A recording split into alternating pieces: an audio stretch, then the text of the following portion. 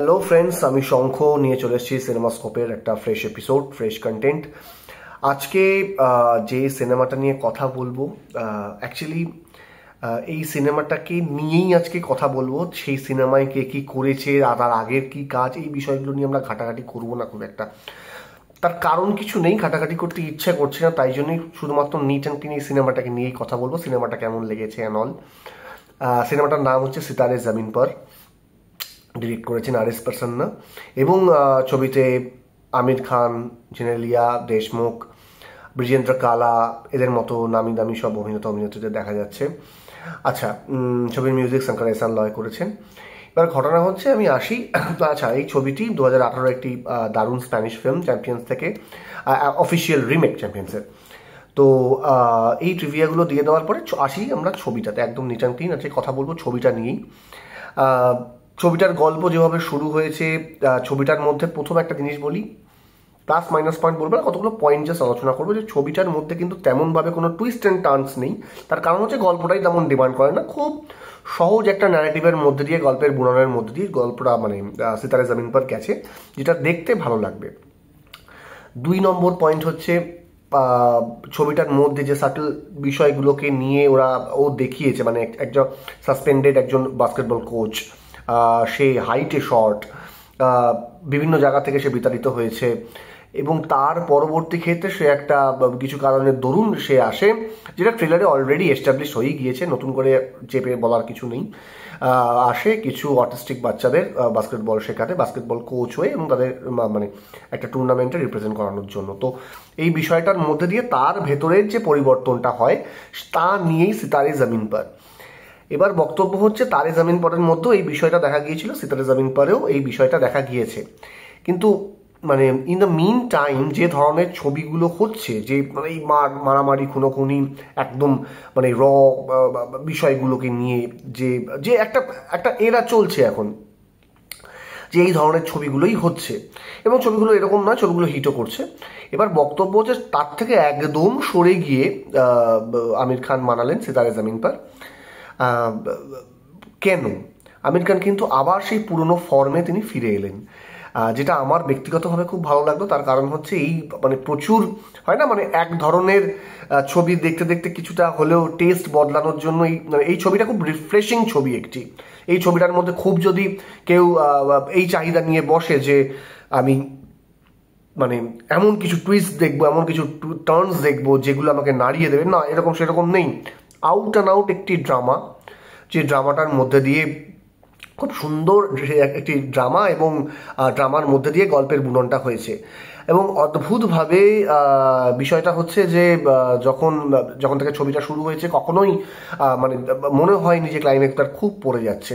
যখন পড়ছে, ওটা কিন্তু আস্তে আস্তে তুলছে, এবং বিভিন্ন সোশ্যাল ইস্যুগুলোকে নিয়ে কিন্তু ছবির মধ্যে কথা বলা হয়েছে। আমি সব বলবো না এই কারণের জন্য, তার কারণ হচ্ছে ছবিটা দেখাটা দরকার। তার কারণ হচ্ছে ছবিটা কিন্তু খুব শিগগিরই আপনারা কেউ ওটিটিতে পাবেন না, যেটা আমির খান প্রচুর সাক্ষাৎকারে বলেছেন, যে ওটিটি রিলিজ এখন সব জায়গা থেকেই ওটিটি রিলিজের ডেটস বা কোন ওটিটিতে আসবে এই ছবিটি, যে কোনো ছবি রিলিজের সময় ঠিক হয়ে যায়। এটির এখনো অবধি ঠিক হয়নি ওনার কথা অনুযায়ী, এবং তিনি চিন্তাও করছেন না এখনই ওটিটি রিলিজ করানোর। উনি একদম চিন্তা করছেন যে, উনি হলে বিশ্বাস করেন, বহু ইন্টারভিউতেই বলেছেন। তো হলে মানুষের যে রেসপন্স, সিনেমা হলে একটা লার্জার দ্যান লাইফ, একটা একটা 70 mm এর স্ক্রিনে ছবি দেখার মধ্যে যে আনন্দ, সেটা তো ছোট পর্দায় নেই।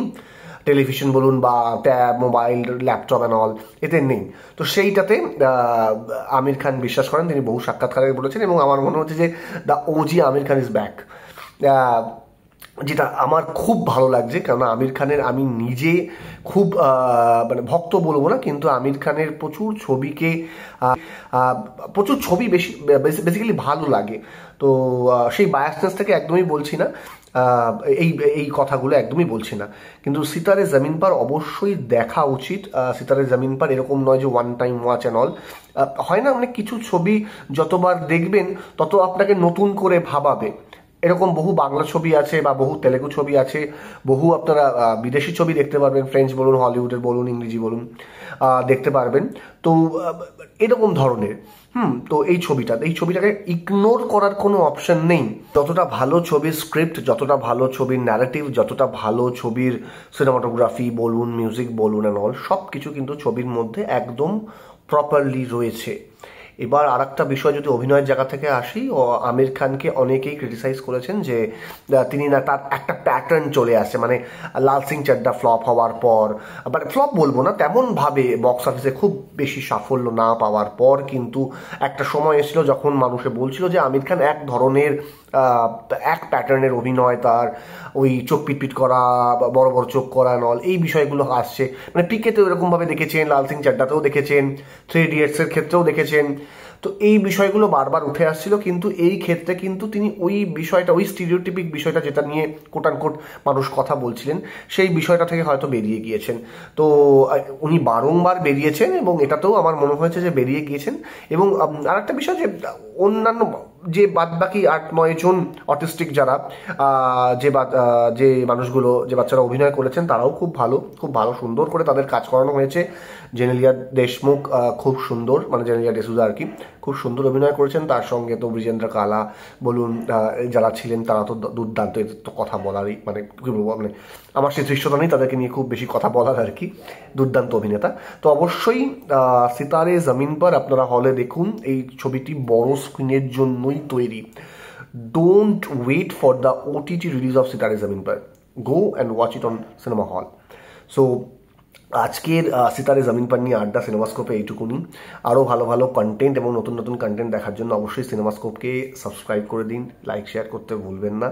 এবং আপনাদের যদি মনে হয় আরও অন্যান্য কন্টেন্ট নিয়ে আমি কথা বলতে পারি, তো অবশ্যই করে আপনারা কমেন্ট করতে পারেন, যা মনে চায় কমেন্ট করতে পারেন। আমার কথা শুনে যদি আপনাদের কোনো নেতিবাচক বা ইতিবাচক যাই মনে হয় না কেন, আপনি কমেন্ট করে বলতে পারেন। এবং খুব শিগগিরই সিনেমাস্কোপে একটা নতুন সেগমেন্ট নিয়েও আসছি, যেটা অন্য প্লেলিস্টে থাকবে। তো অবশ্যই তার জন্য অপেক্ষা করুন এবং দেখতে থাকুন সিনেমাস্কোপ। টাটা।